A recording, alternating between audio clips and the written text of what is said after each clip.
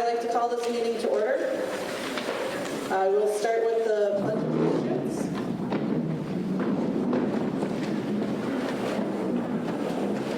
I pledge allegiance to the flag of the United States of America and to the republic for which it stands, one nation, under God, indivisible, with liberty and justice for all.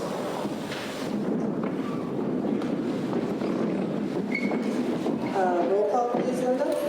Kristen Kimbenzi, Here. Glenn Sarka, Here. James Hewitt, Here. Jennifer Cliff, Here. Jennifer Ray, Here. Cheryl Maddox Smith, Here. Jason Zadunik, Here. All right, and I would entertain a motion to approve the agenda. Make a motion to approve the agenda. Second. Motion made by Mr. Sarka, support by Mrs. Cliff. All those in favor? Aye. Any opposed? All right, motion passes. Superintendent's report. Thank you, Board Mrs. President, and thank you all for coming this evening. I wanted to give a brief update on facilities and athletics before turning it over to Mr. Landon. Starting with facilities, a lot going on this summer. Some projects that are completed. Our auxiliary building, our bus garage, has got new windows and a freshly painted exterior. Looks great, much improvement. The central office steps were in rough shape and they are replaced, and also it looks much better. The high school CTE wing has some new flooring, and that is a great improvement. Some projects that are near completion. Last meeting, I brought up the stormwater system replacement at Bothwell Middle School. That was an unexpected project, but a necessary one. The project is progressing well near completion. All we have left is some paving before that is complete. The Superior Hills stormwater system, another unexpected project, not nearly the scope of the Bothwell project, much smaller in scale, but that one should be starting soon. Smith Contractors is doing the work at Superior Hills. Grave Wreck, the building we're in here, in now has need for some repair on the entrances. You may have noticed on both the Hewitt and Ohio Street entrances of the stone facade is compromised. That was torn out, replaced, and the steps also were patched to prevent tripping hazards. So those projects are all near completion. Some projects that are delayed, unfortunately, our HVAC replacement project at Bothwell has been delayed due to supply chain issues. We're working with Prime Mechanical, the lead contractor, to come up with some alternatives for providing relief in the meantime. But again, that project's delayed, probably not going to happen until next summer. The Grave Rat elevator is delayed due to an unexpected issue rising from the piston cylinder, which basically drives the elevator. There was an unexpected glitch in putting the new piston in. That project is delayed until further notice, and there's going to be some additional costs, it appears, for keeping that project going, and I will update you all as I learn more. Projects that are in the works, we are working with IDI to renovate the science labs at Marquette Senior High School, one of the projects that was targeted with the sinking fund renewal. That project is underway. The engineering and architectural work is being done as we speak. It's going to cost roughly $1 million when it's all said and done, according to the latest estimates. Also at the high school, our outdated boilers are in need of some upgrades. Although we've done some work on those boilers in the past, we are looking at burner replacements. And we're going to start with one boiler and go from there, but the total cost for a burner replacement is about $100,000. More to come on those projects.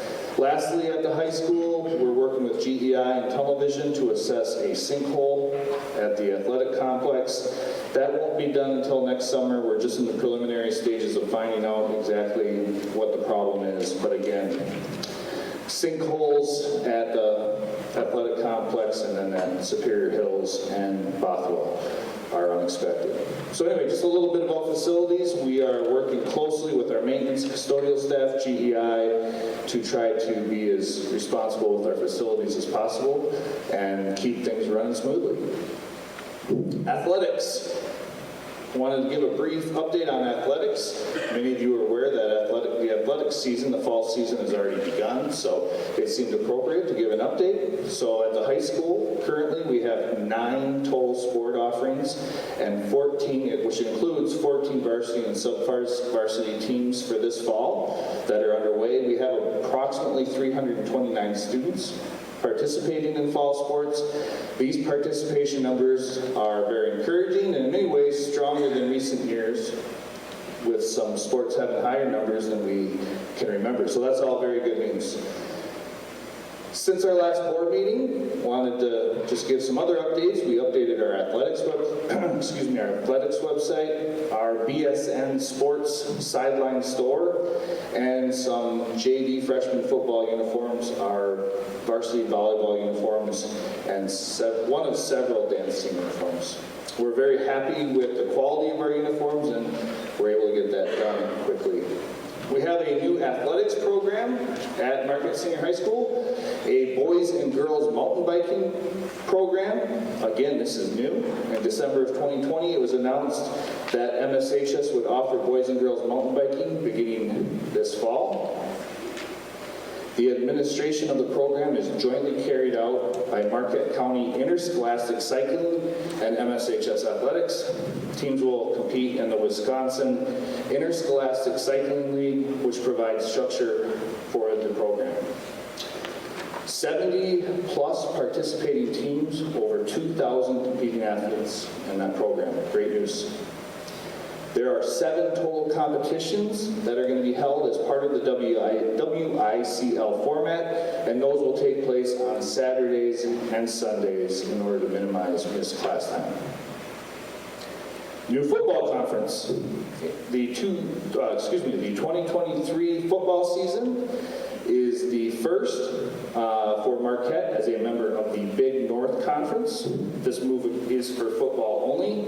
The Big North Conference will include Marquette, Alpena, Cadillac, Escanaba, Gaylord, Petoskey, and Sault Ste. Marie. The conference membership move does not increase trips taken downstate, nor does it increase the amount of time missed for student athletes. Non-conference games have still been scheduled with former conference members Gladstone and Kingsford. And I believe the last update for athletics, the MHSAA postseason eligibility has been restored for boys and girls soccer. That has been a long-standing issue.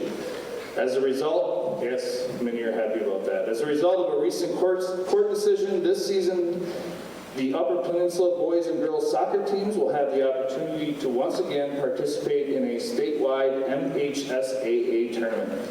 The decision allows UP boys teams to play with Lower Peninsula teams in a fall statewide soccer tournament, and UP girls teams to play with Lower Peninsula teams in a spring statewide MHSAA soccer tournament.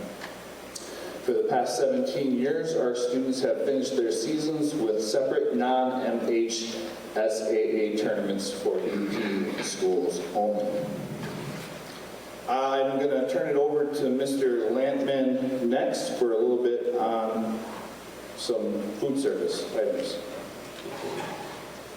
Thank you, Mr. Sedgwick. I'd like to address items 9A and 9C under new business this evening. The first one, 9A, is to consider acceptance of bids for dairy and bakery. Annually, we submit or request bids for submission for our bread and dairy products. We received one bid on bread, as well as one bid from Gilbert's Dairy for dairy. Looking at the bakery items, the one bid came from Scott Brennan Distribution Company. That bid was about a 4% increase over the prior year. The price of bread was $2.88, dinner rolls $3.64, buns $3.43. With the dairy bid from Gilbert's, the average cost per carton of milk remained the same at 0.344 cents per carton. So that was a 0% increase over the prior year. As far as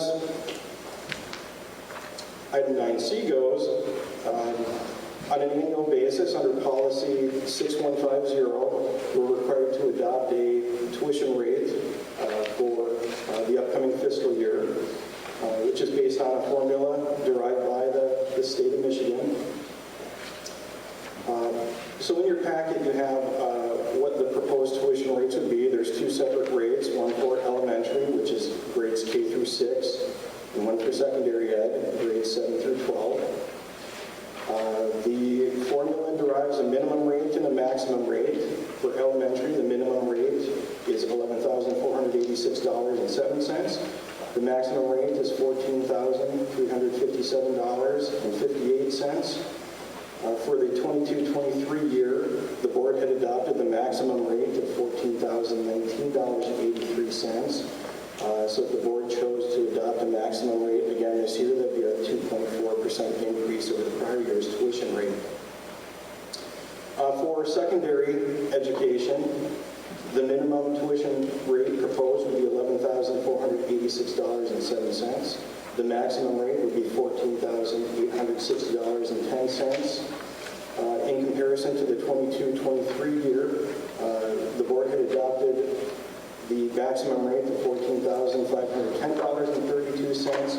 And again, this would be about a 2.4% increase over the prior year if the board chose to, again, adopt the maximum rate for secondary education tuition.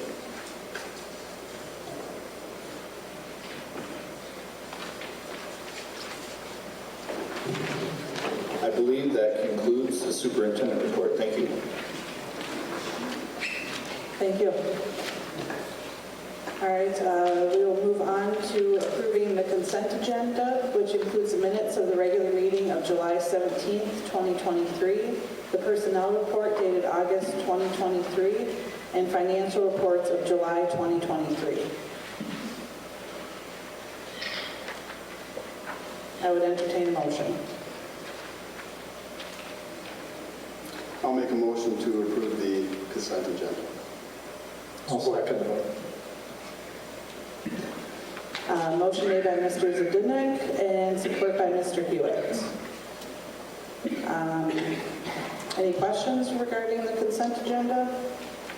All those in favor? Aye. Any opposed? All right, motion passes. Moving on to board committee reports. Executive committee meeting of August 15th, 2023. Mr. Circa.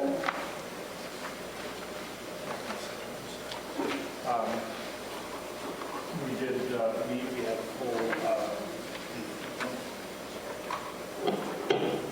We did have an executive committee meeting on August 15th, 2023. We had full participation by myself, Ms. Candesi, Mr. Hewitt. We made several recommendations that are part of the agenda tonight. We considered the new business that was just discussed by Mr. Landman and other issues again that are on the agenda with recommendations.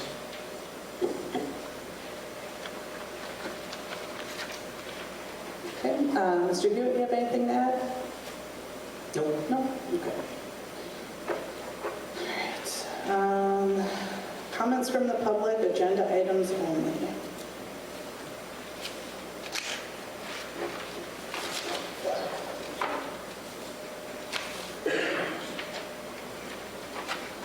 All right, we will start with Mr. Ernest Johnson.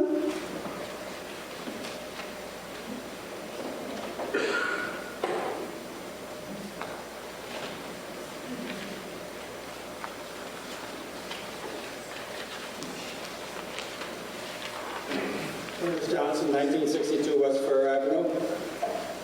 Two items. One is, I feel the board went in the wrong direction in dropping the Redmond.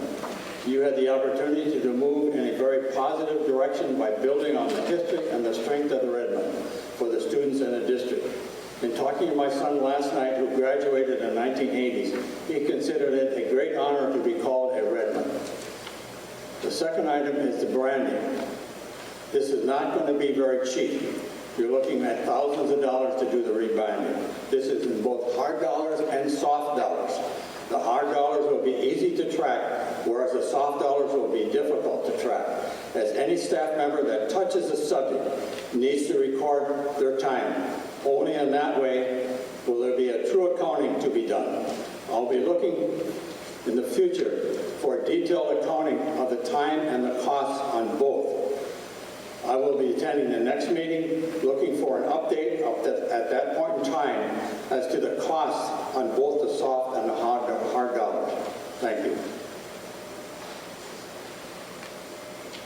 Thank you.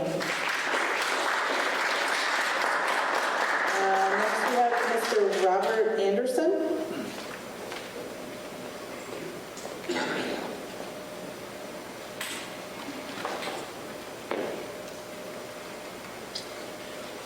Good evening, Board. Bob Anderson, 810 West Magnetic here in Marquette.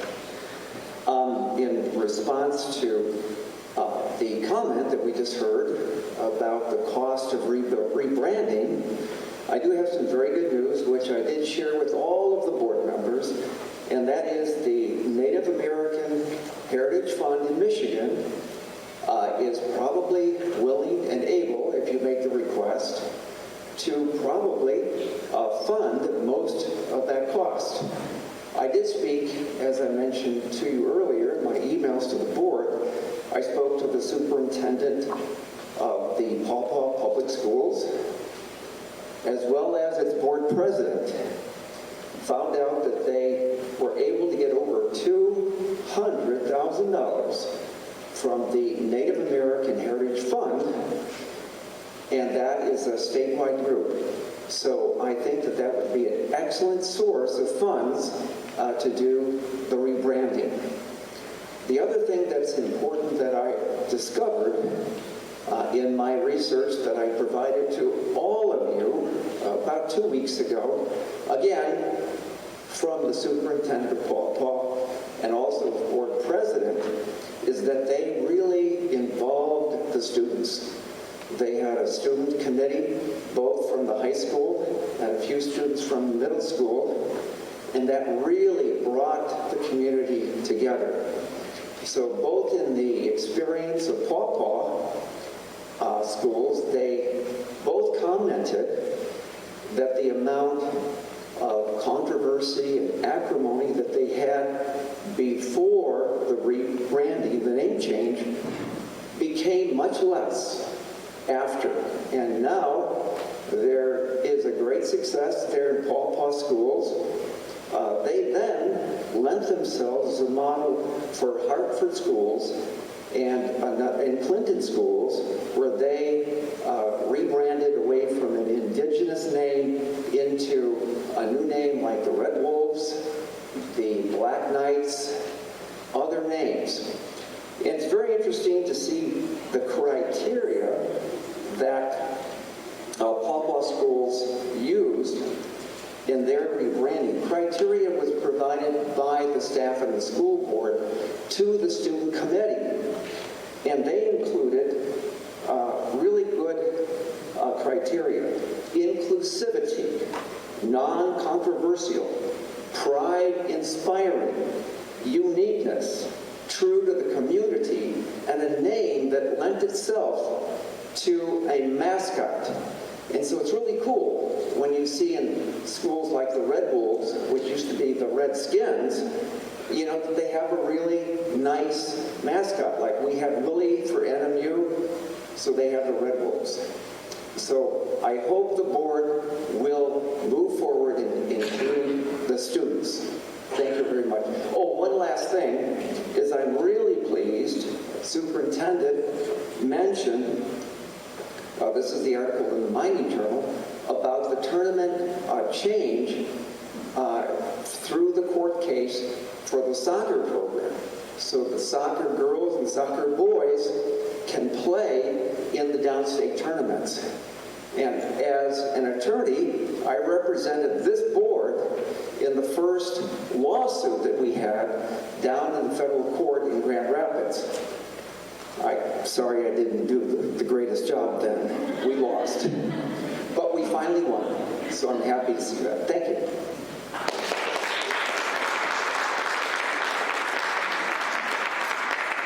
Thank you. Gigi Gordon?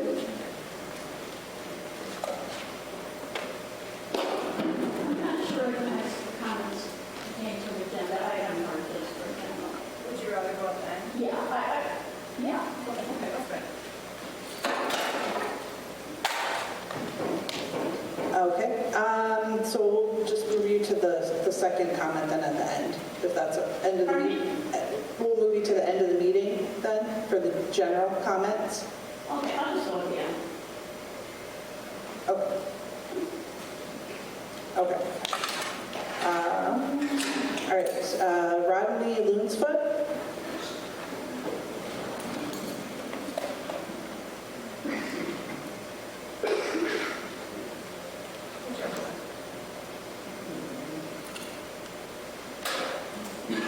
Ani bonjour. Wasango zo de Jinakaz, Mangi do Bem, My name is Rodney Loonsfoot. I'm a Keweenaw Indian Community Tribal Council member now.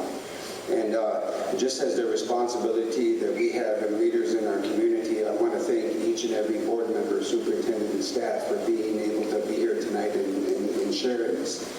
I want to emphasize, as I shared in the last meeting, that I would love for us, and I want for us to be able to work together from one unit of government to another, the school district.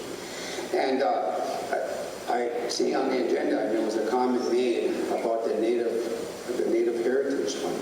And in the rebranding, and I wanted to come back and share, and I wanted to follow up with you and share a couple of points.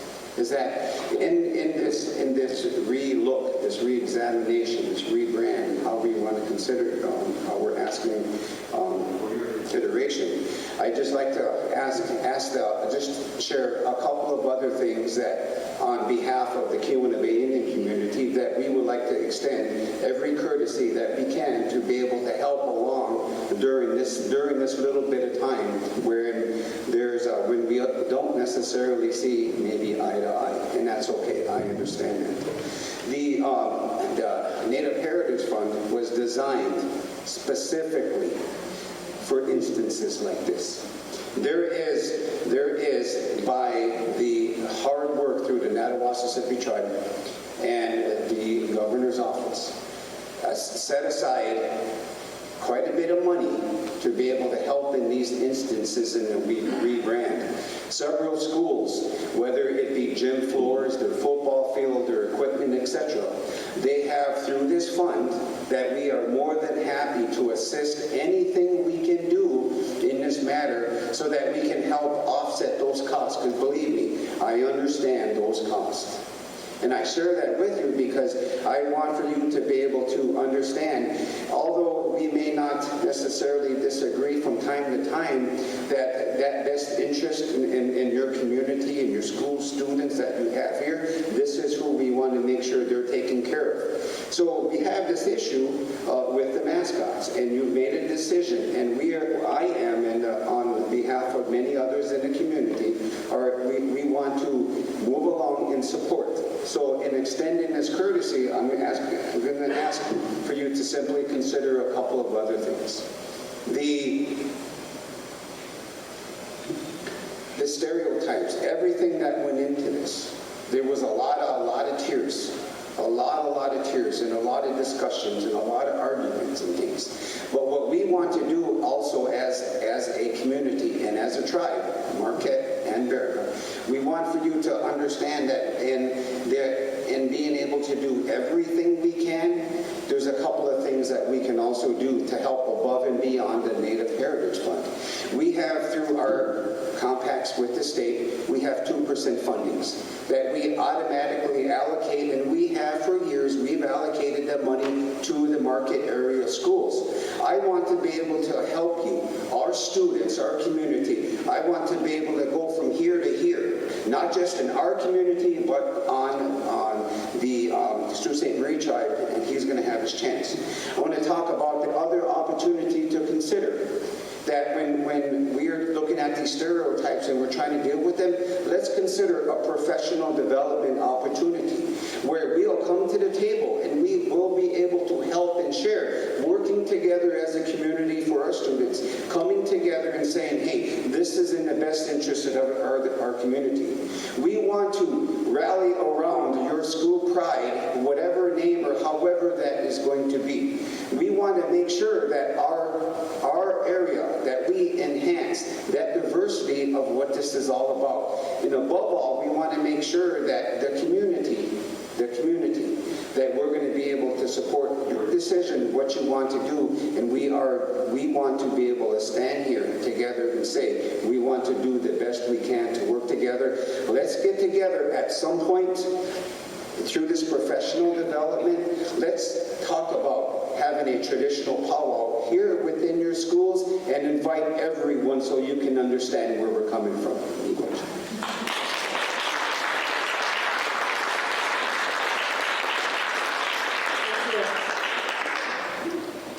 Nina Vanden Nendy? Hanford? Nina Vanden, 3032 Island Beach Road. Thank you all for being here. Thank you for voting for change at your last meeting. I also just want to say for the rebranding, I hope it involves the students and faculty and board members and a kind of a large group of people instead of just a couple people. But I think involving the students would be where it's at. And Zach, maybe we can talk later about those long rides downstate for football. But thanks again, and again, hopefully just involve the students as much as you can.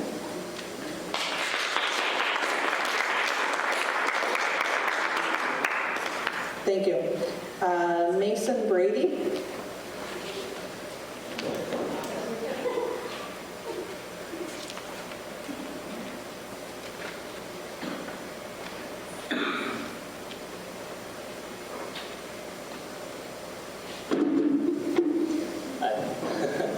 Yeah, Mason Brady, 4 Green Creek Drive.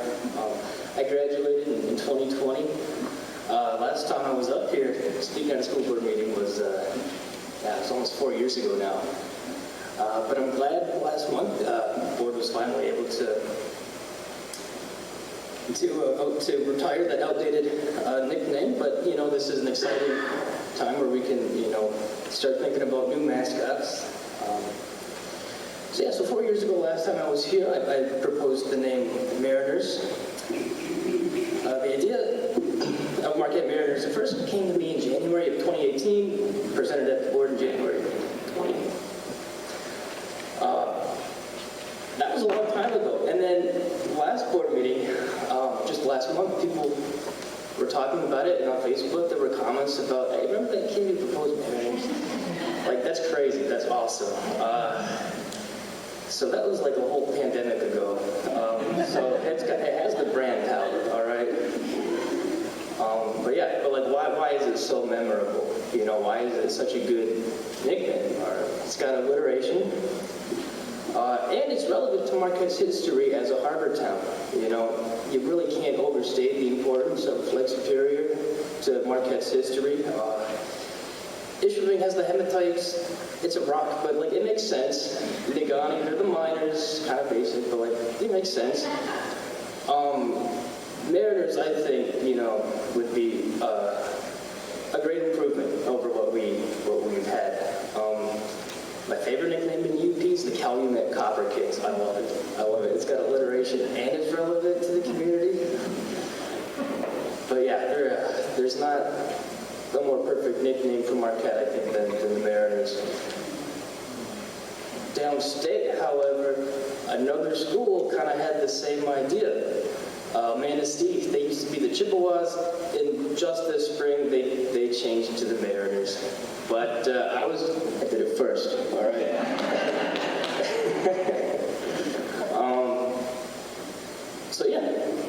Just want to remind people that Mariners, the offer still stands. If you want to, go forward with it. I'm It's just so cool that people remember it. It's crazy. That's really all I have to say. Oh, yeah, also, I just want to point out that since 2020, 4 of these seats have been up for election. And, you know, it was 4 seats that voted to retire the mascot. So what's done is done, and yeah, hopefully Mariners can be the next mascot. Thank you. Thank you.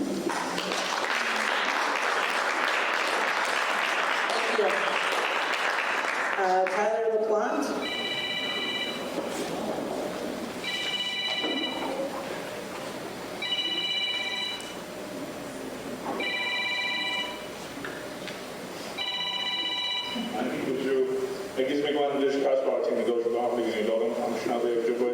My name is Tyler LaPlante. I'm the Vice Chairman of the Sault Ste. Marie Tribe of Chippewa Indians, who again, I will reiterate, live in this area. I live here in Marquette, 3001 Beach Road. My neighbor just spoke, I think.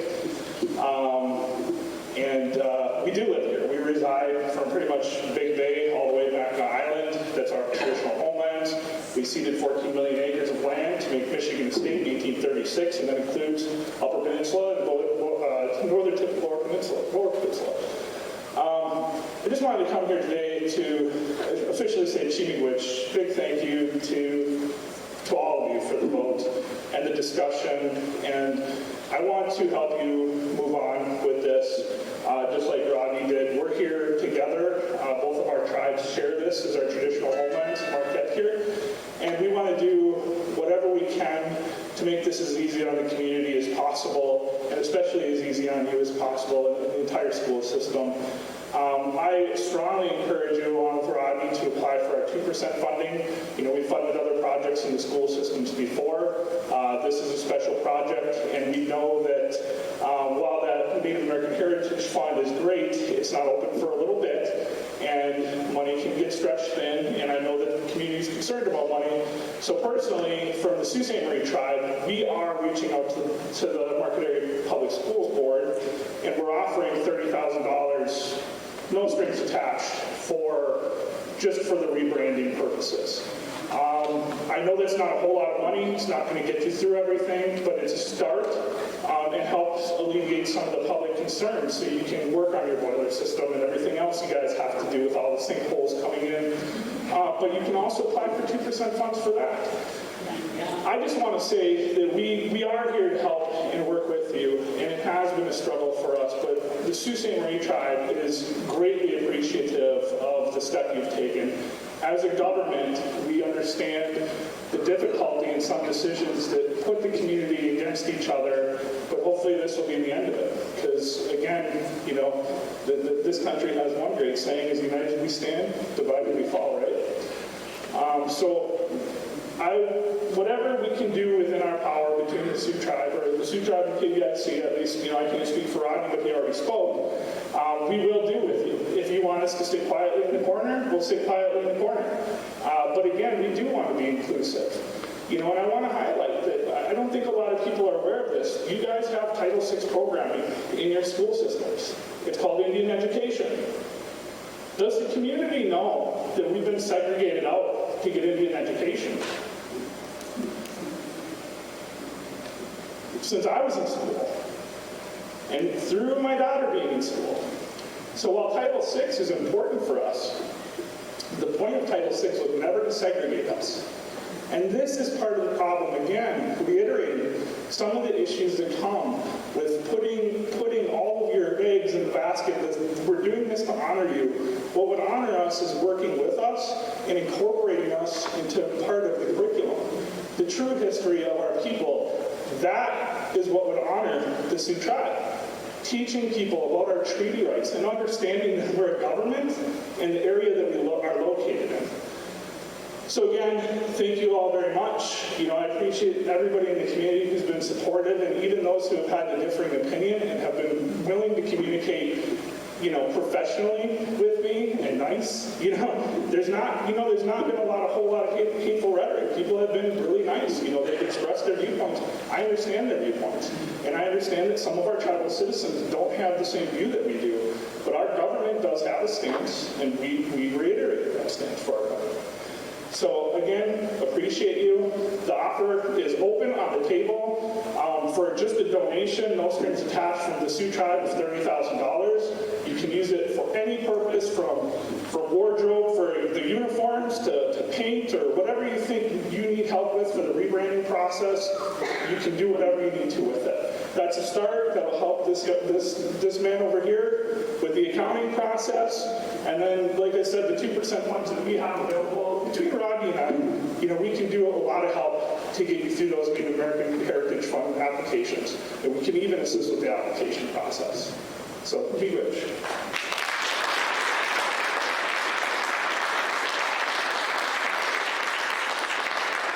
Thank you. All right, thank you. Moving on to new business. I would entertain a motion to consider the acceptance of bids for dairy and bakery.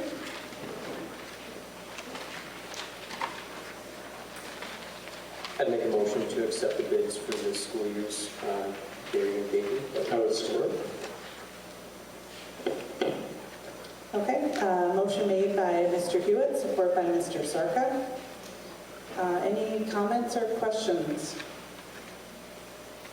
Okay, all those in favor, say aye. Aye. Any opposed? Motion passes.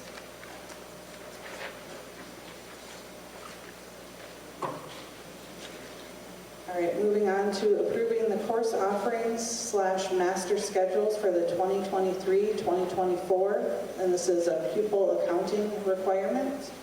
Mr. Sedgwick, do we have anything further on this? Nothing further, it's pretty standard practice. Okay. All right, then I would entertain a motion.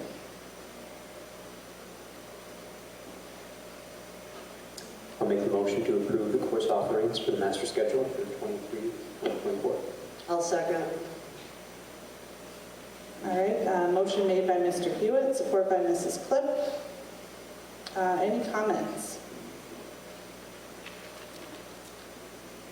Hearing none. All those in favor? Aye. Aye. Aye. Any opposed? Motion passes. Consider establishing tuition rates for the 2023-2024 school year per board policy 6150.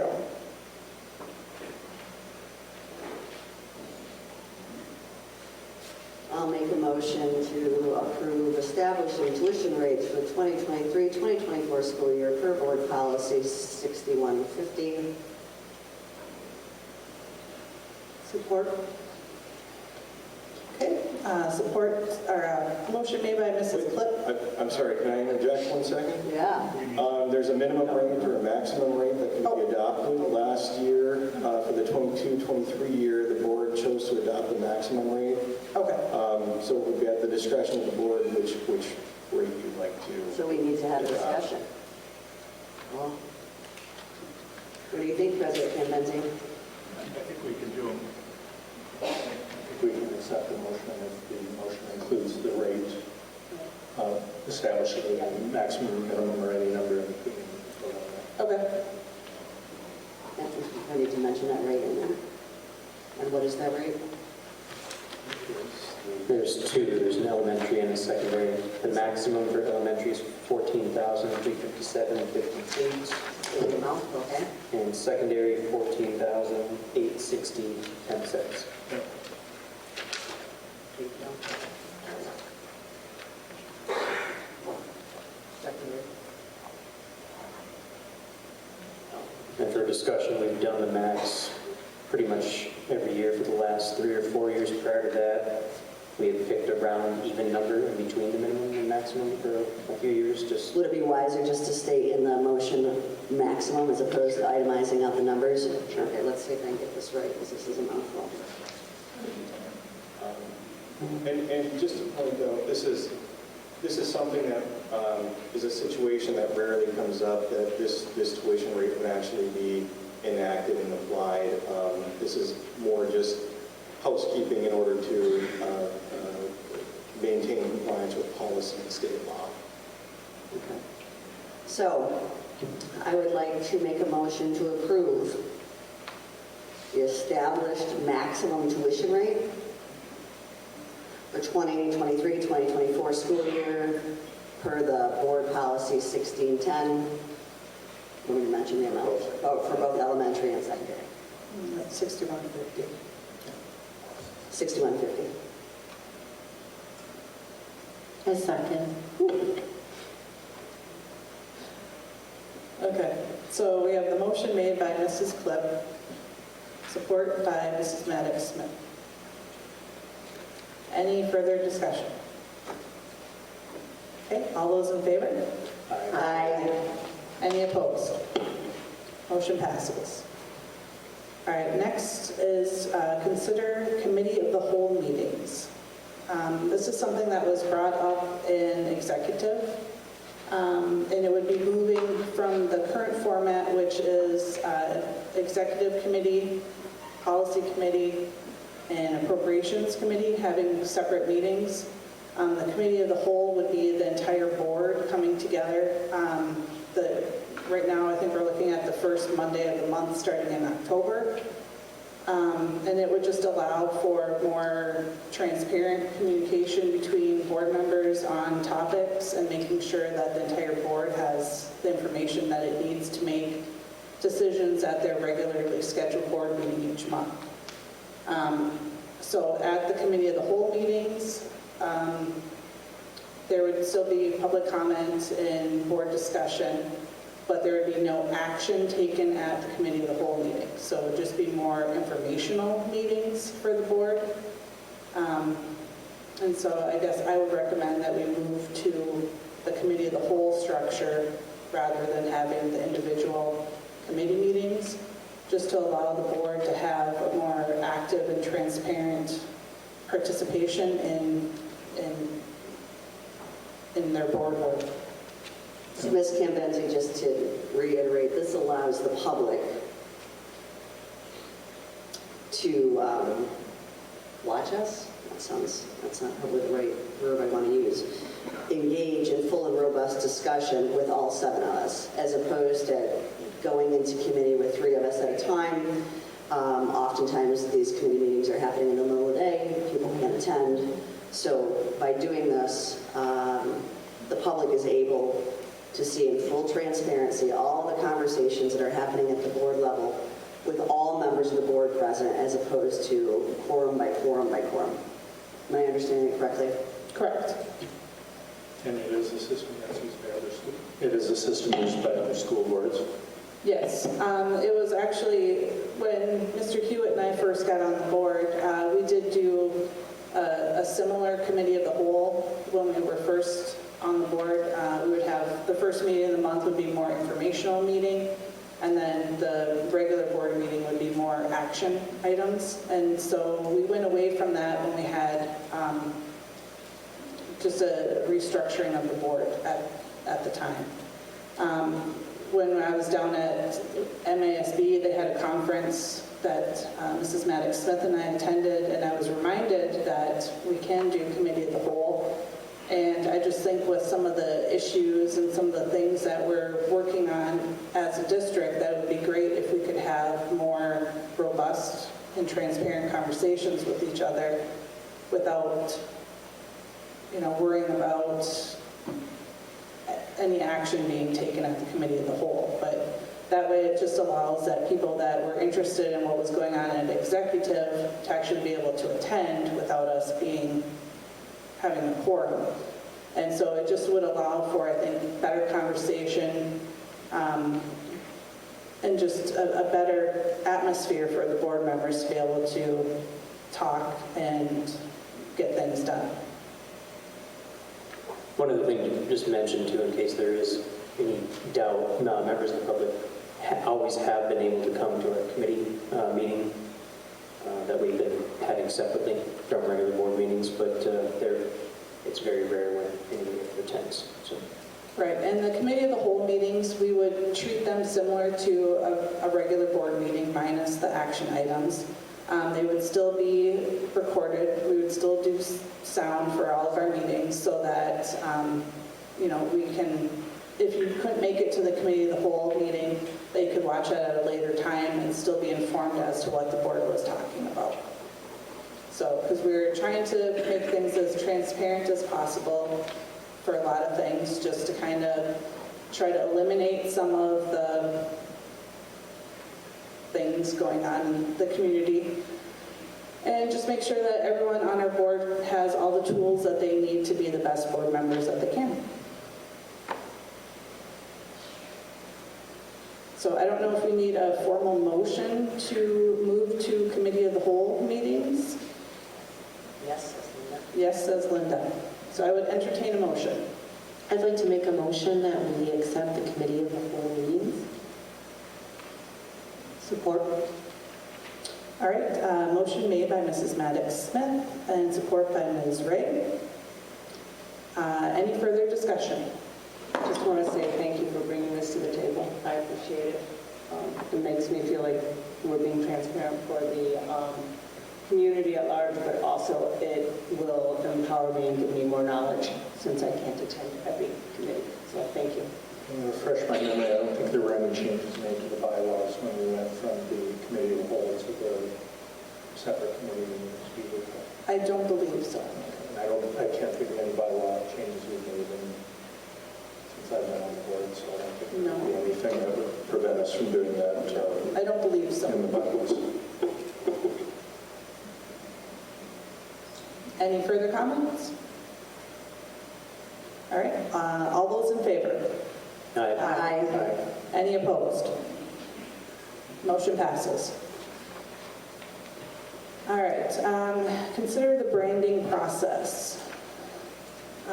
In your packets, and this was something that we discussed at the executive, is a proposal from the Donovan Group, who is a PR firm that is based out of the Milwaukee area. And they just kind of gave us a proposal of how they think that the branding process should work. And we did discuss this in executive, and I think the general consensus was that there were some things that we liked, but maybe some things that we would like to tweak to come up with a process that best fits our district. President Kimbenzi, can I just stop you quickly and make the point that any work that was done through the Donovan Group has been totally pro bono? Yes. And at zero cost to the district? Correct. Thank you.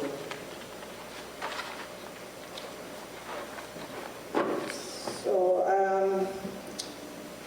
I guess one thing that I would like to discuss as a board would be to try to develop the process and to try to create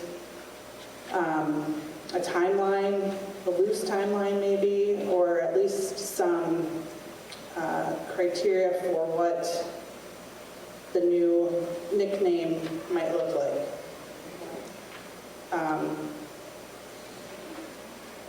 At the executive committee, did you discuss the timeline as of yet, or has there been any mention of kind of what your hopes, or at the executive committee the hopes were, or not yet?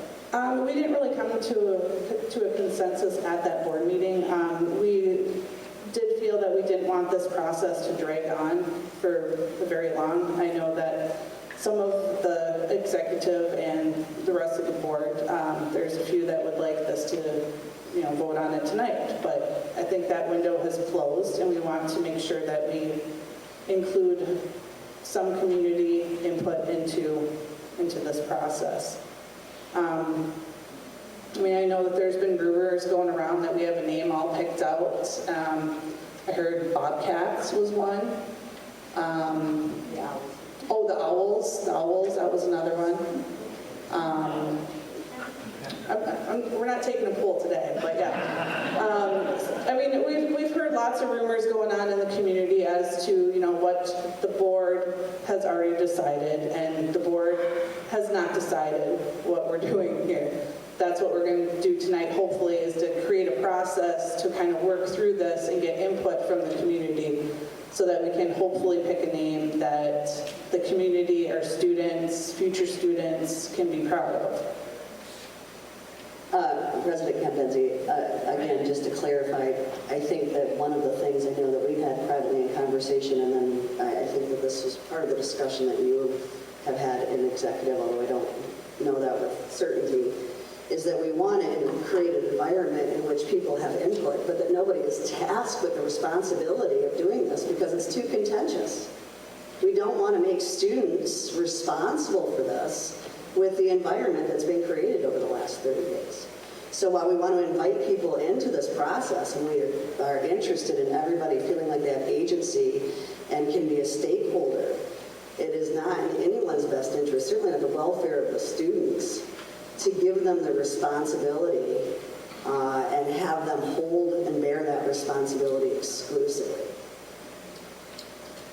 Yes, I would agree with that. I think that what I would hope that we could do tonight is create parameters for the new nickname, kind of what it can and can't be, kind of what we're looking for a future nickname, and then maybe do a rough timeline of like when we would like to meet and have conversations and how we're going to engage the community in this process.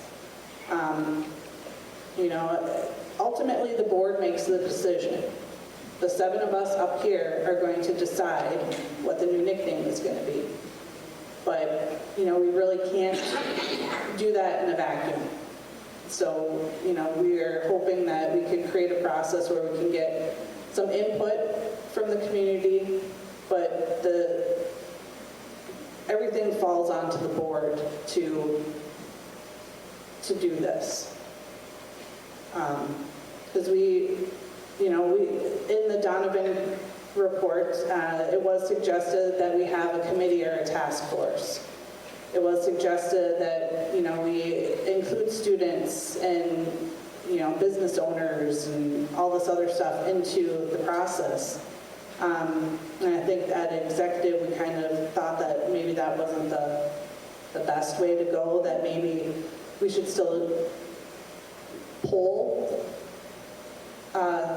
the community as to, you know, give us some of your suggestions. But, you know, have it be on the board to make the decision and to run the process, more or less. Right. Again, personally, when we were having that discussion, I'd much rather, throughout this process, the piece of it is, we certainly want to seek external input from the community, but at the same time, we don't want to have, you know, a committee, a side committee, a subcommittee that would take the blame or be able to point fingers at for coming up with whatever option ends up being the final recommendation. And again, I think when you have voluntary participation, students can participate, they can weigh in, they can provide input, community members can provide their input, had they not taken the opportunity to do so already. But yeah, I feel strongly that it should ultimately just fall on our shoulders. So. Right. I mean, that's what we get paid the big bucks for. Well, I mean, we get $35 a meeting. 30. Oh, sorry, 30 a meeting. And it doesn't matter if it's 15 minutes or 4 hours, so. But no, I do think that, you know, we were elected to these positions and, you know, it should fall on us. If there's community backlash, then it should be directed at the board, not our students, not the rest of the community. So I guess my thought would be that we would try to create some parameters for the new nickname. I think that it should definitely pay homage or tribute to our history and be unique to our districts and the school community. I don't think that the name should reference any protected classes, i.e. race, gender, religion, etc. Should be inclusive, and that the names, the Redmond and the Redettes, cannot be considered. So I believe that those should be the parameters that the board works under to create the new nickname.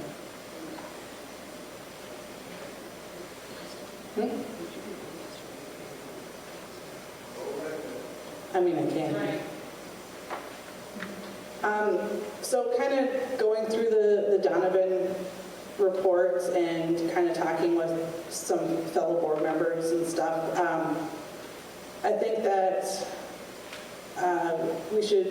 that the board should utilize the committee of the whole and our regularly scheduled board meetings starting in October to try to work through finding a new nickname.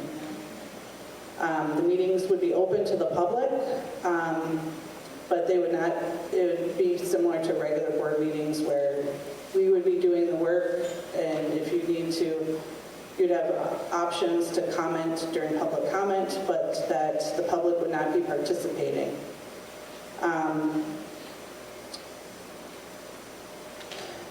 So we look at our first meeting, the next meeting where we would really talk about this process would be in October at our committee of the whole. And, you know, I think that we would like to look at doing like a Survey Monkey or something where people can submit their ideas for a new nickname. And then we would kind of whittle it down over the next few meetings starting in October to like the top 10, the top 5, the top 3, and then, you know, revealing a new nickname hopefully by the end of November is the timeline that I think that would be in the best interest of everyone. And just to dispel any other rumors too, the colors would stay the same, red and white. I don't think we as a board have talked about changing the colors at all. So, but I mean, I think that would be a good process to start, where we utilize our committee of the whole to have some candid conversations about the nicknames and the process and get input from the community, whether it's through a survey or a special email, just to get some ideas from the public. Mind if I jump in for a second? Yeah, go ahead. Okay. So as we had discussed, one piece of that, which Ms. Convenzi just referenced at our executive meeting, was, you know, what sort of opportunities would the community be able to weigh in? Currently, they can obviously email the school board email as it currently exists. We talked about maybe a Survey Monkey or a website, something to be able to provide. One thing in thinking deeper after that meeting that I have a suggestion or a recommendation to the board to consider is that what I don't necessarily want to see, for a couple of reasons, which I'll provide detail on, is that we take like a populous, you know, whatever name gets the most submissions through email or, you know, something along those lines. I wouldn't want to see that. Obviously, people can create multiple email accounts. People can submit numerous different things. You're going to get a lot of recommendations from people who don't live in our community. You know, a lot of different things can happen that would kind of take that control, I think, that we would like to see through this process out of our hands. So one idea I had was, you know, again, we can utilize potentially numerous different avenues for them to provide input to us, but my suggestion is maybe at some point that whatever would be most appropriate, it's the end of October, or the middle of November, end of November. But when we whittle that list down, that each board member be able to submit basically one recommendation that they've taken in from all those data points, from conversations you have with people at the grocery store, from phone calls, etc. And if they're duplicates, then maybe we don't have 7, but maybe we have 4 or 5. I kind of have a gut feeling that we're going to maybe have a list of 3 to 5 that would probably be strong. But that's just a recommendation. I've been thinking through the process. Again, I don't want to see like, oh, we had 20,000 email submissions for, you know, whatever option. Voting both ways. We did, right. Roundabouts or, yeah. So that's something I'd like to see. And I think it's important to separate the name from any visual representation of that, because that's something we may want to Right. find out. Yeah, I think, once we pick the nickname, I think that then the visual representation would follow. Right now, the district has the Block M. That is our logo of the district. We're not in as much of a hurry to come up with a new visual to go with the nickname. But yeah, I think that once we come up with the nickname, that a new visual will probably follow after that. Mr. Hewitt, can I ask you, just because it's a little bit hard to hear down here, and I'm trying to understand what you're saying. Are you suggesting that once those are kind of whittled down to whatever the number is decided on, 5 or 7 or 10, that each board member then comes with, from those options, makes a recommendation based on the conversations we've had in the community? Or are you recommending that, I don't know, 55 things are submitted and Jen Clip just really, really loves the red choo-choo trains, and I'm going to go to I'm going to the cross to die on the red choo-choo train. Because the thing about that concerns me is, as we've seen over the last 30 days, that becomes a complete fodder for rumor, gossip, allegation on social media, but then it spills into our community, it spills into our children. Sure. So no, I think, again, with maybe other agreed upon parameters, I'm just fearful, again, if you try to make it a popularity contest, it can be overtaken by some not really scientific numbers, right? So if my suggestion, I'll keep it on my own shoulders, came in from way out of left field, that's been something nobody's ever heard of. Sure. I would hope that the rest of the board members would question me on that, say, where'd you get, Sure. be able to provide that. So I think when we are getting to the point where each board member would submit their option, you would be able to give sound reasoning behind it, justify how you got there. Again, if further, I'm not saying that it couldn't be overruled by other board members maybe, but that's, I think it still should be not picked out of thin air, but Yeah, I got you. And one other thing too, sorry, I forgot about the second follow-up to that part, but, and again, I'm not necessarily in favor of it because of the potential cost. However, one other thought and recommendation for everybody else to consider is that perhaps when we do whittle down to, I don't know what that number is, if it is a final 3, whatever it may be, that maybe we would consider a similar actual mailed out survey like we did the last time to registered voters within our school district. Again, I think for the people who are the most vested stakeholders, again, that's just my suggestion that maybe we consider that. Not something I would want to do again because of the cost, but And potential. would we agree that that survey is not binding? Well, it can be up for discussion. I haven't, I'm making it necessarily black and white just yet, but we're having a discussion, so I guess I would leave it up to everybody else to have that continued discussion. Ms. Cambenzi, I know that you and I spoke about this, but I'm always, I think I said this at the last meeting for those of you that were here, I'm always a big fan of research. You gotta speak into the mic. Oh, I'm so sorry. I'm a big fan of research, and it was not apropos to the last meeting at 4.5 hours long. But I did want to share some research I did on the nickname.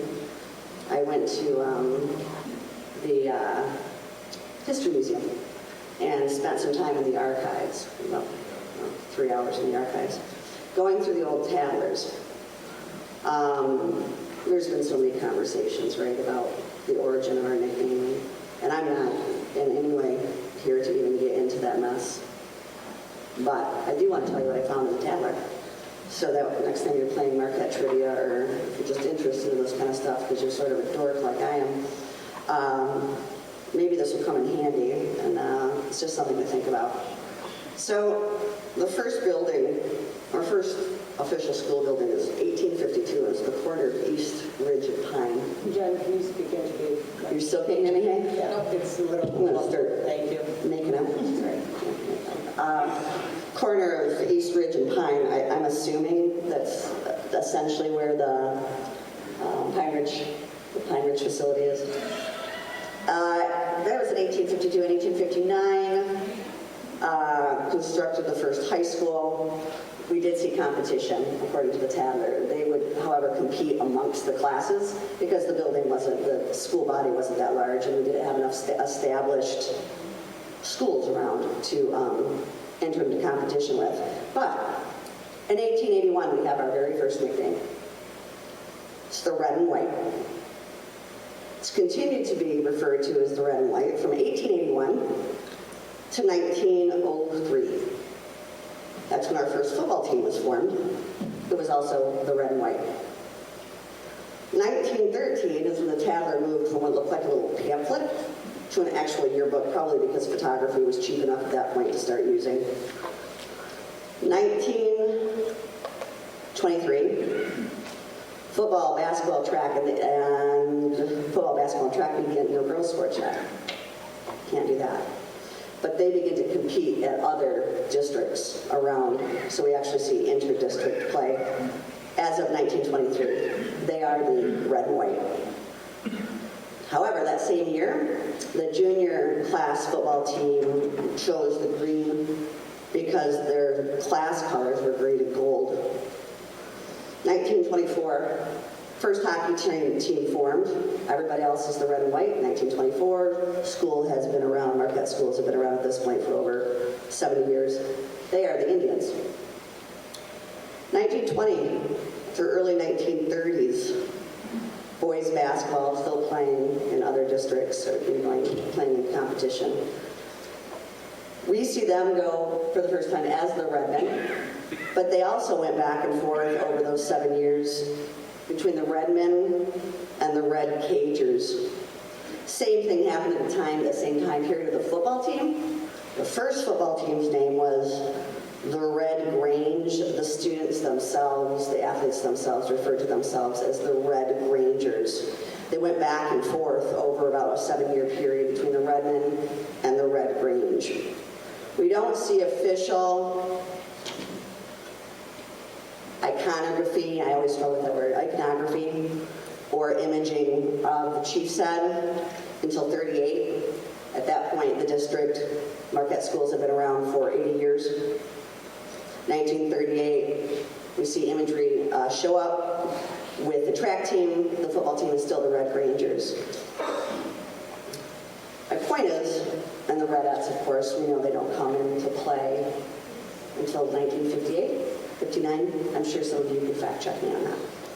We have had, over the history of our district, 86 years without the Redmen nickname. We are in our 86th year currently when we retire at. Kind of a strange, for into numbers, sort of strange. Maybe we need to go play the lotto with 86s in them. We have a lot of options, we have a lot of conversation, and we have a lot of opportunities. Our history is rich, and hopefully we get a nickname that reflects the uniqueness of that, but it is not exclusively Redmond. Thank you. Okay, so I don't know if we want to make a formal motion about the branding process, or if we want to mull this over a little bit longer. It's kind of open-ended on my part. I think no matter what, whatever, if we were to adopt something, I'd have to be very loose as far as the framework. Right. I think with the general timeline is really kind of what we're trying to gather here, and general timeline and guidelines. I like the fact that maybe the task force is us, that we are gathering information from the community at large, and figuring out all the different ways that we do that. And, you know, having looked at all of this, I mean, we've got a lot of suggestions, but I think you're correct. We're very, you know, it's an individualistic thing to our district. So I think there's things we can take from here, but I absolutely agree that it needs to be the board that decides this, because it becomes too controversial, and I've already been a target, and I don't want anyone else to be that. That is why we're all sitting up here. So, you know, and particularly getting input from children is great. But the high schoolers for sure, junior high, I think could even have some, you know, I mean, really anyone if we're opening it up to the community. But I would not want to put this on kids. That's the whole reason we're here in the summer doing this, so that there isn't backlash against any child. So I think just vague guidelines right now as we are continuing. I mean, I appreciate all the legwork you've been doing, Kristen, and it's been impressive. And along with, you know, the change of our format for more clarity and accountability and transparency, this is a piece of that. And I think that, you know, we do need more time, but we need more discussion. Okay. Ms. Cambenzi, would it make sense to, if a motion is necessary, I agree with giving ourselves flexibility. I don't want this to drag on. I don't think anybody wants this to drag on. It does not need to drag on. But my question is, as something that potentially could be something that could be such a big mouth, it's amazing I need this thing. As something that could be actionable, could we make a motion to construct a survey for input immediately and have either a 30 or 60-day window?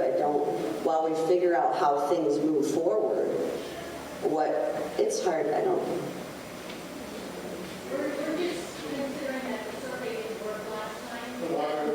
Yeah, we're in the middle of a discussion. So I'm wondering if that would be worth having, you know, submissions or collecting potential submissions as one actionable item. Yeah, I mean, I think from now until we open up like an official Survey Monkey or whatever to accept recommendations, I mean, people can email the board. Okay.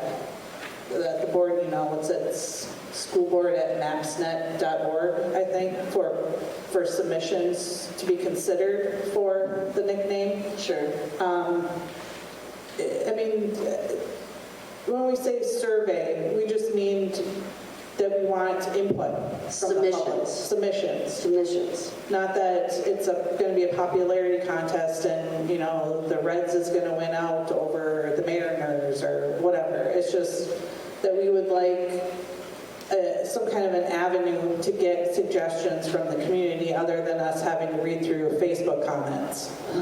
Well, a survey is not a vote. A survey would not be a vote. It would just be a way to get ideas from the community. I mean, you guys might have a great idea that we haven't heard of yet. You know, that we might hear it and be like, wow, that's amazing. That I think the students would really rally behind that, you know. So, I mean, we could, I mean, the community can submit to schoolboard@mapsnet.org with suggestions. Mrs. Cambenzi? Yeah. With the Survey Monkey, however we decide to do that, maybe we could put those two parameters that we kind of loosely agreed on. Yes. So that the community is aware, you know, what's acceptable, what's not acceptable. Right. You know, just to give them a better idea. Yeah, because I mean, the hope would be that we would, you know, populate a spreadsheet or something that would have all the different suggestions, and then we could kind of go through them and be like, oh, okay, that's a good one. No, I don't know about that one, and, you know, come up with some names that, you know, we're excited about, and then bring them together at like our committees of the whole and at our regular board meetings and just kind of discuss, you know, in public what we think some of the good names are that have been suggested. You know, and at those times, like let's say we do a committee of the whole meeting and we talk about, you know, we each bring, let's say, 5 names that we're really excited about. We can have a discussion up here about those 5 names we're really excited about. And maybe the community's like, ugh, that's terrible. You know, and then in the public comment portion of our committee of the whole meetings, they could be like, yeah, I don't know about that one, but I really like this one. You know, and so we could kind of get a sense of, you know, what people are thinking. I like that transparency. I think that's a great idea. Yeah, well, I just think that we really need to be as transparent as we can in this process so that we don't have miscommunications or rumors going around about what we're doing, you know. Well, and I think people need to understand that we're using a variety of ways of trying to gather the input, and that's what a survey is. It's just one of many ways of gathering input. A committee would be another way, and we want to be, we don't want to task a committee because that will get divisive. So we will do that, but we have to have means of gathering information, and emails is one way, but that can be limiting. And I think a survey is just one other metric that you can use in order to gather data. And I think that those 2 ways, along with coming to board meetings, seems pretty sufficient to me. Yeah, I mean, you know, we could have lots of great discussion, I think, trying to come up with a new nickname on our own amongst the community, at board meetings. You know, I think that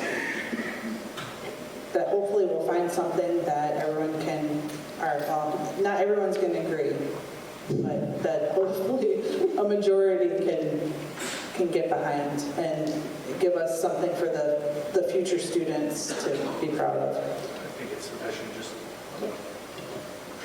Yeah, for sure. Okay. I think it's sufficient then to put it on the agenda for the committee of the whole and just move forward on that basis. And then at the committee of the whole, if we have a process going forward, we can decide on that then, and we can talk about any type of survey that we want to do at that time. Okay, so we will table the branding process discussion to our committee of the whole meeting in October. I mean, from now until then, obviously, we're still going to have discussions amongst the community and amongst students, staff, everybody, to try to come up with some ideas, but... Could we even go so as far as to say for the folks that are here, and we have media here, that we actually encourage people to begin to think about that and talk about that? Again, since we want to keep this process as short as possible, we know we've got different athletic seasons. We do, I think most people want to get this moving, so. Right, and I mean, and like I said, I think that we as a board can agree that, you know, we want to be transparent in the process and, you know, involve as much of the community as we can into this decision. And if the community even has a suggestion on ways of bringing, you know, information and ideas to the table, email us, please. And we do read those emails. And I think that is even helpful as we kind of move forward. And hopefully getting people excited about having a nickname that everybody can, you know, cheer for. Whether they like it or not, they can cheer for it because it's not offensive to them. Okay. I'm sorry, was the recommendation more or less to table us until the October 2nd committee of the whole meeting? Was that the date that we would solicit information to and then start to look at the option to move forward at approximately that time, or is that what we're looking for? I believe so.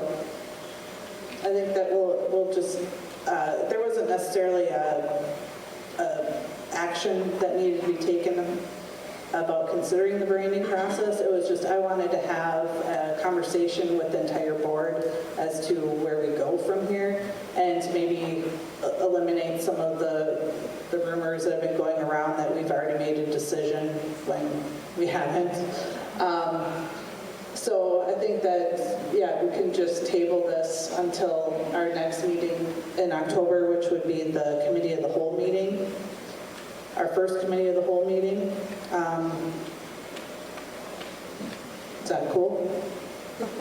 Krista, I have a question. Would we then be tasking, doing a survey so that when we come to the October 2nd meeting that we have some ideas, some input already started? As of right now, people can email the board, schoolboard@mapsnet.org, to start giving us some ideas of what they think the potential nickname should be. But yeah, I think that we would like to, in the near future, come up with some kind of a mechanism, a survey monkey or something that people can submit online, their suggestions. Thank you, I like that.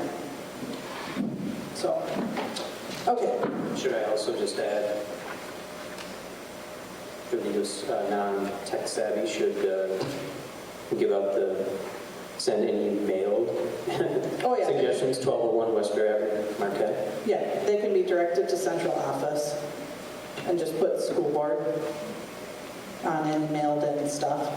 And I think that, we can probably come up with ways to engage, some of our non-tech savvy people to be able to submit recommendations or ideas that, more of the paper variety. Yeah, I mean, we want suggestions. We want to hear what people are thinking. So we'll definitely try to come up with different ways to get that done. So, okay. So I think we'll move on from that and we'll go to item 10 on the agenda, comments from the public. So, Gigi? No? You're done? Okay. All right, so then we'll move on to board member comments. We'll start with Mr. Zudnik. Is that the end of public comment? Yeah. Well, I didn't realize that. I knew it something I'd like to say. Well, we have a board policy that you have to submit a slip before the start of the meeting. So we'll be back here and we'll be... Don't worry, I'll be here. Okay. Our next meeting is in September. All right, so moving on to board member comments. Mr. Zudnik. I just wanted to say thank you once again to the staff for getting Greer Brett ready to have this meeting. I know it's a lot to get everything here, so I do appreciate that. And again to Marquette City Police Department and Sid for another school year. Okay, Mrs. Maddox-Smith.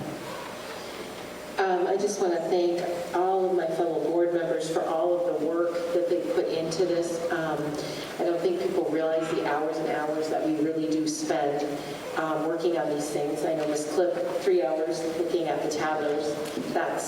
That's a lot.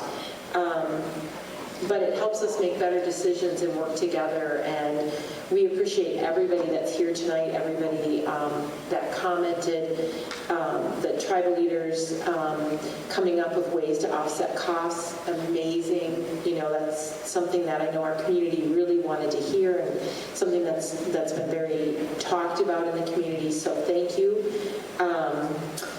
I look forward to moving forward with this process. I look forward to hearing what you guys have to say, your ideas, but also your ideas moving forward for getting that information to us. I just want to thank everybody.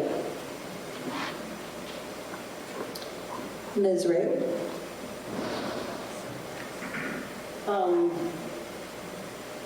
Wish I could tell a story like Glenn does while I'm trying to figure out what I want to say in my head here. I'm still working on that one, Glenn.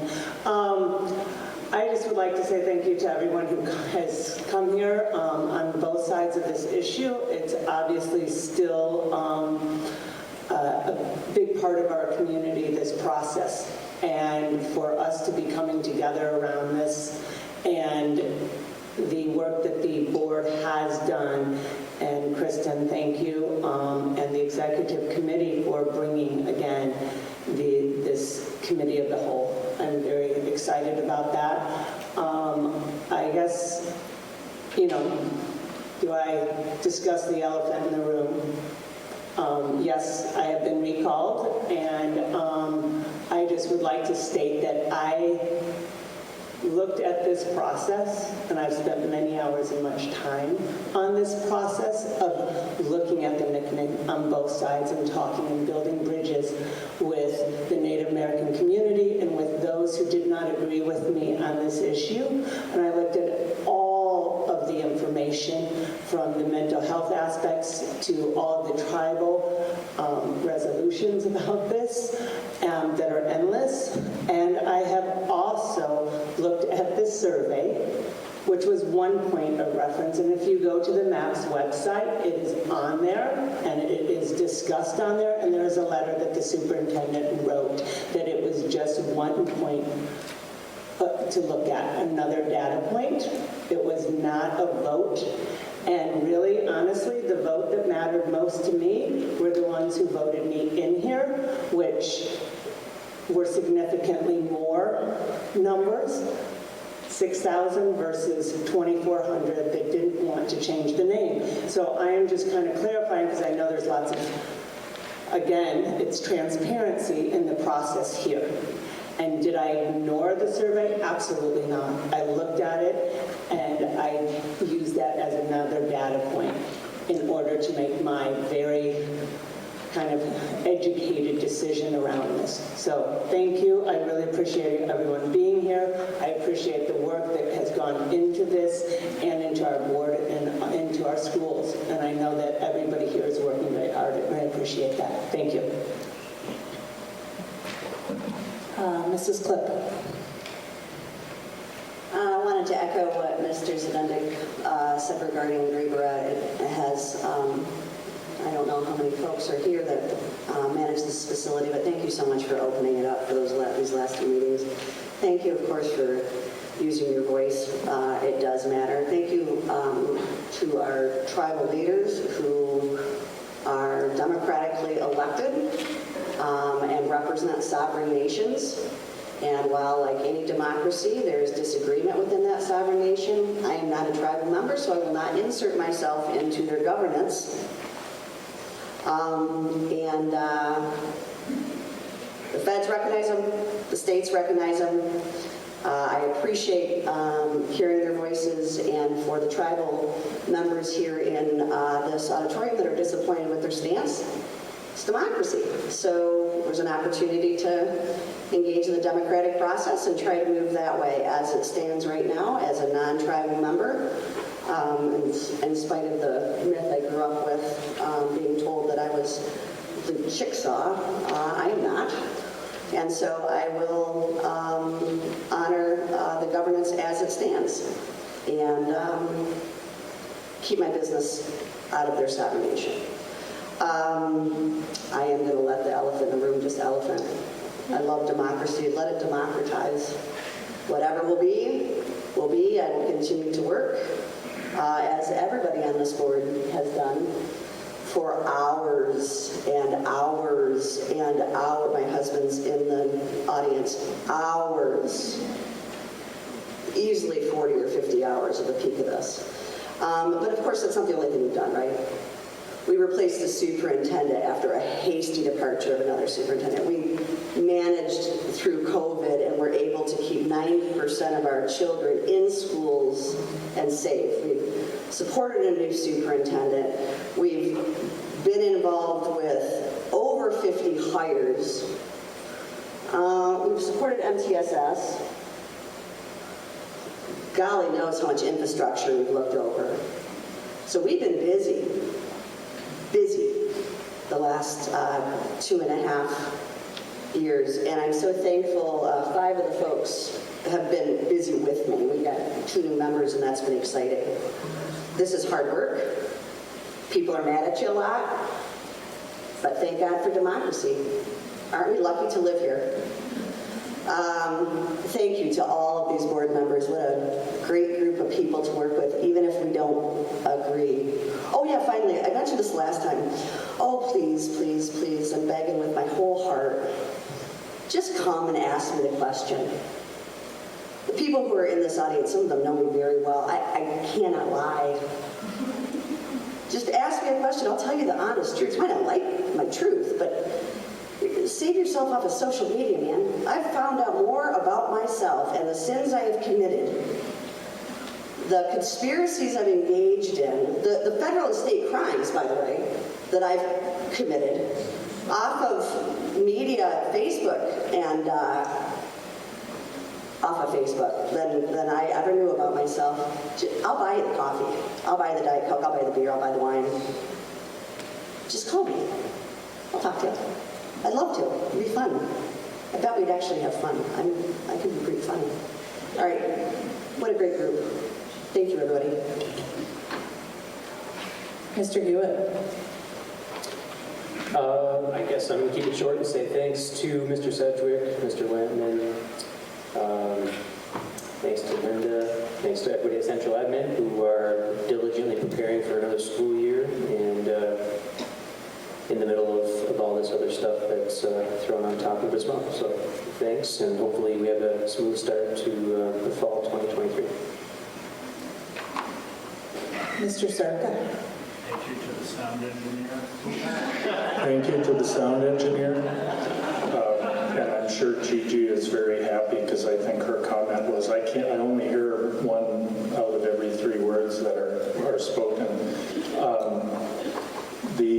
I think the old adage about a camel is a horse designed by committee is an apt one, and I think that's something that mistake is something we want to avoid by getting as much input as possible, but at the same time, we want to make sure that the decision is ours. One of the hardest things to consider when we were looking at a process was how can we possibly ask community members to volunteer their time to become involved in this? Because honestly, those people have been through the ringer when it came to making recommendations regarding the current name.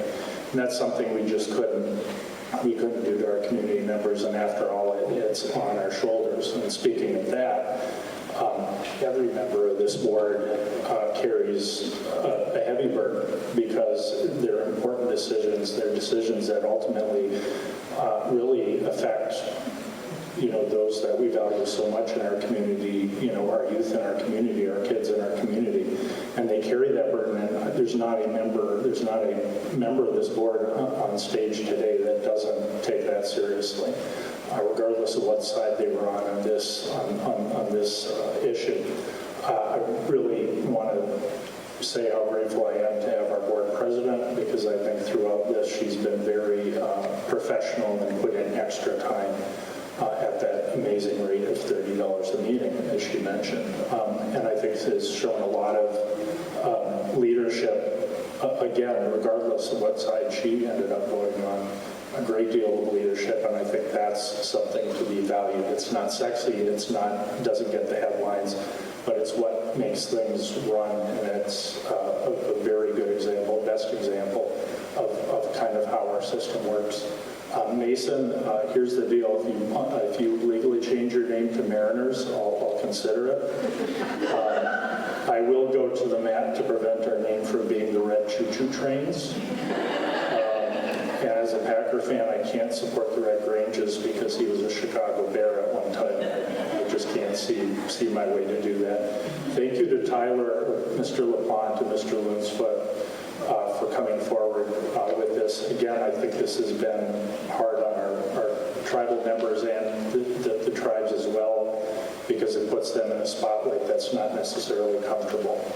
And it raises, I think, a lot of historical issues that, again, aren't very comfortable. I would like us to respond to Tyler's, Mr. LaPlante's question about the curriculum, because that shouldn't just be a class for Native kids, and that's something that I'd like to have a full report on that, because I think we are making progress on that. That was certainly something that came out of that 2019 and 2020 discussion that was very helpful, and it was really, I will say, something that really came from the people who wanted to keep the nickname, is that making sure that we don't lose that connection, whether it was valid or not, whether you support it or not, that connection connection to Native culture, and that's something we certainly can always do a better job at, and I'm looking forward to looking at that. I think what's interesting from the history that Ms. Flip talked about, we've heard different versions of the history, but what's interesting is it's very non-deliberate. You know, we kind of stumbled from one name to another. The Red Granges is just, I had no idea we were the Red Rangers or the Red Granges at one time. And it was somewhat non-deliberate, and we have a chance to be deliberate, to have something that's, again, that we've chosen rather than we kind of stumbled upon. So I look forward to that. I'm looking forward to all the great names we have suggested and maybe some of the surprises. And I'm really looking forward to this process. Thank you. All right, board president comments. Don't really have any other comments, so I think we'll move on to announcements and other meetings. The first day of school is September 5th. Our next board meeting will be September 18th, 2023 at the high school library at 5:30. I would entertain a motion to adjourn. Motion to adjourn. Second. All right, motion made by Mr. Hewitt, support by Mr. Zadudnik. All those in favor? Aye. Any opposed?